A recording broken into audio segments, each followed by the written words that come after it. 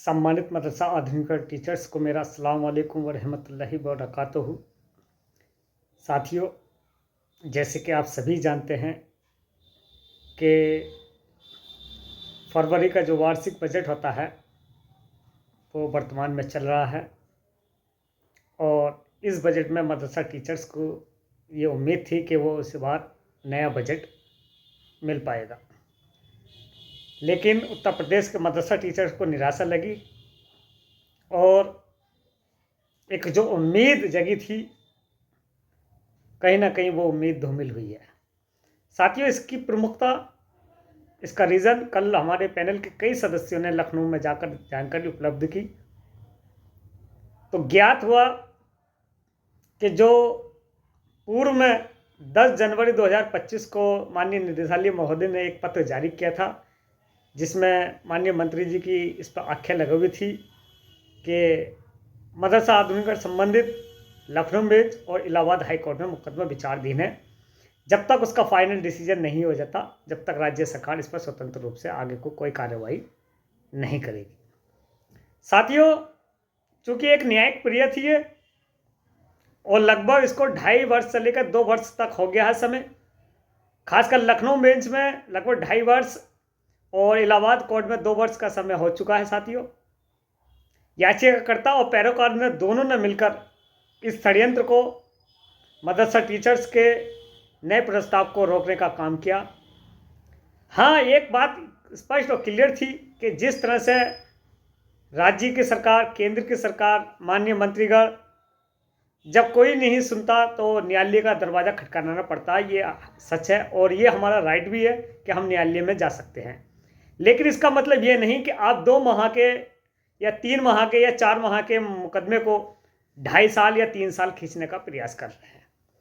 साथियों, 12 फरवरी 2024 को इसमें एक आदेश हुआ था, लेकिन पैरोकार ने इस आदेश को ये कहा था कि 13 फरवरी 2025 को इसकी वैधता समाप्त हो जाएगी।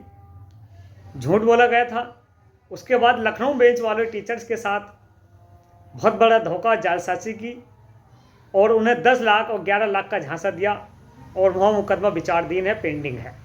इलाहाबाद हाई कोर्ट में 29 मार्च 2024 को इसमें एक प्रथम आदेश हुआ था जिसमें माननीय न्यायालय ने ये कहा था कि उक्त मुकदमे का अतिशीघ्र निस्तारा कराया जाए और याचिकाकर्ता और राज्य और केंद्र सरकार बैठकर एक अतिशीघ्र इसको डिस्पोज कर।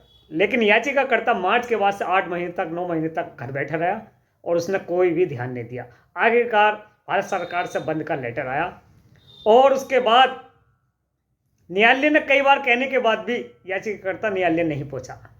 साथियों, ये बहुत दुख होता है कि जब पैरोकार ने मदरसा टीचर्स की परेशानी और आर्थिक स्थिति को देखते हुए उसका पूरा फायदा उठाया और लगभग कई जिलों से हमारे पास फोन आया जिसमें ये कहा गया है कि पैरोकार ने पर टीचर 4,000, किसी से 5,000, किसी से 3,000, एक अनुमानित लागत, एक अनुमान हिसाब से रकम लगभग 40 से 45 लाख रुपए की उगाही करी।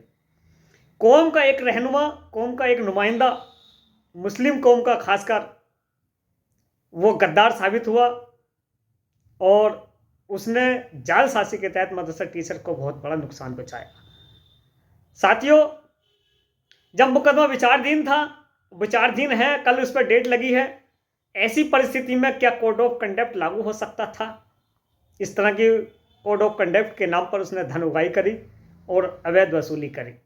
क्या कोड ऑफ कंडक्ट का फाइल नंबर मिल चुका है? क्या कोर्ट ने ये फाइल स्वीकार कर ली है? ऐसे बहुत से सवाल हैं साथियों मन में, लेकिन इसका किसी पर जवाब नहीं है।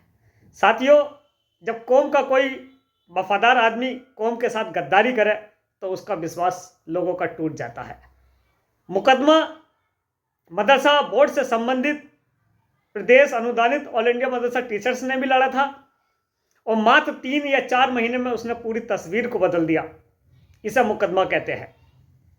साथियों, बड़े अफसोस के साथ कि हमारे पैरोकार ने, हमारी अपनी ही कौम के नेता ने हमारे साथ इतनी बड़ी जालसाजी करी, धोखा करा, गद्दारी करी। लेकिन इसमें हमने बहुत बड़ी उम्मीद के साथ इस मुकदमे को बहुत जल्द निस्तारण करने का वार्तालाप रखा था, जिस मिशन में हम लोग कामयाब हुए और इंशाल्लाह चाहा कल जो फैसला आएगा वो मदरसा टीचर्स के फेवर में आएगा। क्योंकि कल जो बैठक हुई है पुनः जो माननीय न्यायालय ने 22 फरवरी को निश्चित की थी, जिसमें भारत सरकार के जनरल सॉलिसिटर और एक वीडियोग्राफी के सहित ये समीक्षा बैठक हुई है, जिसमें राज्य सरकार के विद्वान वकील थे। साथियों, जो 60-40 की प्रतिबंध शर्तें हैं उसके अधीन, और कल इस पर अंतिम सुनवाई होनी है। 24 फरवरी 2025 को इस पर डेट लगी है, और राज्य सरकार ने जो पुनर्विचार याचिका डाल रखी है, इंशाल्लाह चाहे वो खारिज होगी, और मदरसा टीचर्स का एक आदेश पूरे उत्तर प्रदेश के मदरसा टीचर्स के लिए सर्वोपरि होगा। इसलिए मैं साथियों आप लोगों से ये गुजारिश कर रहा हूँ कि कल जब आदेश आए, कोई भ्रमित ना हो, एक्साइटेड ना हो। सरकार के पास बहुत बड़ा रास्ता है अभी, और याचिकाकर्ता तो पहले से ही कोड ऑफ कंडक्ट करने का विचार कर चुका है, और उसने ये दावा भी किया है कि उसने दाखिल कर दिया, हालांकि वो नंबर देने में असमर्थ है। लेकिन फिर भी मदरसा टीचर से मैं ये गुजारिश करूंगा 22 एसर के, अपने समय और पैसे को दोनों को बचा के रखें, क्योंकि न्यायिक प्रक्रिया लंबी हो सकती है। क्योंकि जब डबल बेंच में मुकदमा आएगा तो इसका अनुमान लंबा हो सकता है, न्यायिक प्रक्रिया लंबी हो सकती है। लेकिन सभी टीचर से एक राय होकर, अगर आप इस न्यायिक प्रक्रिया को लंबा खींचना चाहते हैं तो नए प्रस्ताव की उम्मीद मत रखना, नए बजट की उम्मीद मत रखना। कल माननीय मंत्री से जब हमारे पैनल के सदस्य ने बताया तो उन्होंने भी यही कहा कि न्यायालय की जो प्रक्रिया है वर्तमान में विचाराधीन है, उस पर सरकार कोई भी फैसला लेने के लिए सक्षम नहीं है नए प्रस्ताव पर, चाहे वो नए बजट पर।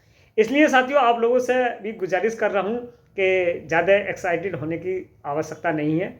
अपने जहाँ भी हैं आप नियमित रूप से रहें, और अपने समय और पैसे को दोनों को बचा के रखें, क्योंकि कल का जो आदेश होगा वो उत्तर प्रदेश के सभी मदरसा टीचर के लिए सर्वोपरि होगा, मान्य होगा। उसके बाद स्थिति देखी आएगी कि सरकार डबल बेंच में जाती है या नहीं जाती है। जैसी परिस्थितियां होंगी वर्तमान में आप लोगों तक मैं अवगत कराऊंगा, और पूरी ईमानदारी के साथ जिस तरह से हमारे पैनल के सदस्य ने काम किया, इंशाल्लाह चाहा उस काम को हम हर अंत तक पहुँचाएंगे।